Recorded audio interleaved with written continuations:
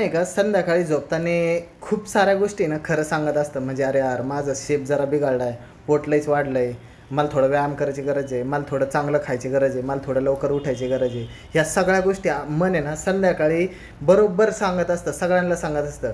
पण तेच मन सकाळी काय होतं माहिती आहे का, थोडंसं डायवर्ट होतं. आणि मग सकाळी ठरवलेलं असतं आज संध्याकाळी का काहीतरी उद्यापासून प्लॅन करायचा.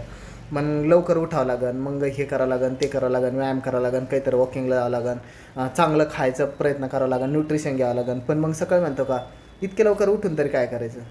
त्याच्यानंतर मग झालंय उठलं तर मग त्याच्यानंतर आता हे केल्याने काय होईल, उद्या करता येईल ना. आणि मग असं करता करता आहे ना 1 वर्ष 2 वर्ष 3 वर्ष 4 वर्ष अशी निघून जातात. आणि ज्यावेळेस चांगला मोठा एखादा आजार लागन का त्यावेळेस असं वाटतं का अरे यार आपण जरा थोडं चुकलंच बरं का. पण त्यावेळेस हिंमत नसते का, तर शरीर साथ नाही देत.